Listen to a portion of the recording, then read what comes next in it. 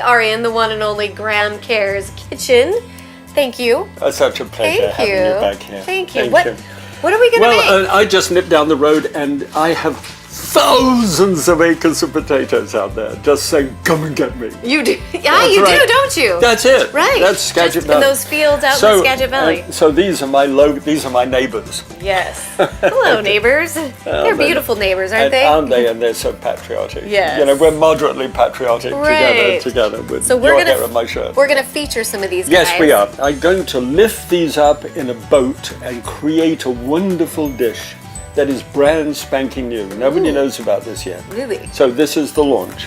Okay? I love that. We just call it the potato boat, or the Skagit potato boat. Skagit potato boat. So we're looking at also a locally grown Delicata squash. And this is a fairly small one. They do grow a little bit bigger than that. To prepare our squash, we cut it in half and scoop out the seeds. Then we spray it with butter and throw it in the oven for a half hour.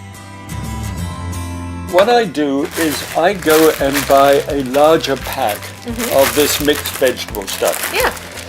And I use this those days when I am pushed. And I can come back and I still want plant food, Fred, my darling, because I found out that the more plants you have, the healthier you are. There's no question of doubt about that. Yeah. When they harvest this and put it together, everything speeds up. And it's about as fresh as you can get it by the time it's frozen. Yeah. So from a nourishment point of view, though I prefer the food out of my garden and farmers markets and things, the fact of the matter is, this is still good stuff. And it's ready for me. Yeah. All right. Okay. So that just hits in a saute pan so that it's just beginning to, you can just hear it. Okay. And this is a jar of pesto, which is Parmesan cheese and olive oil and basil. So just 2 teaspoonfuls of that will season that in a marvelous way. I have boiled these until they were just done. What we do with these is either, if they're very small, they can be left alone. Like these ones are quite small. And I just want to cut those up so that I've got... Oh, look at how pretty that is. Isn't that marvelous? Yeah. And some of them, I grew a very purple one recently that came straight from Peru to me. And it was horrible. Oh, no. So I just keep on having the ones that come up from down the road and they're perfect. That's right. Down the road is always better. All right. So I'm going to distribute these into... There we go. Pop them in, darling. Try and cram them in. Then we top our potatoes with our pesto vegetable medley. This is egg beaters with a twist, and I was responsible for getting them to do this, so I rather like it.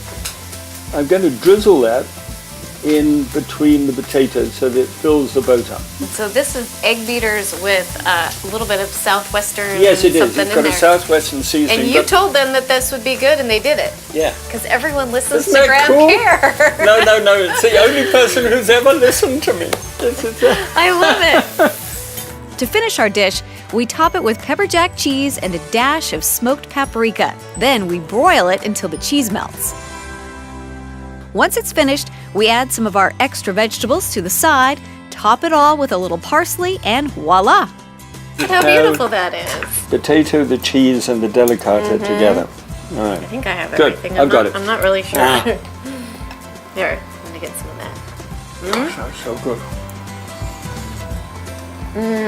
So good. So good, it's all over my face. There.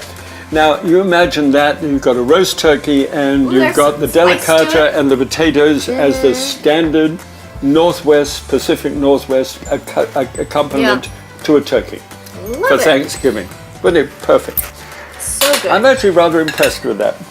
You should be. You should be. It's so good. Good job. Thank you.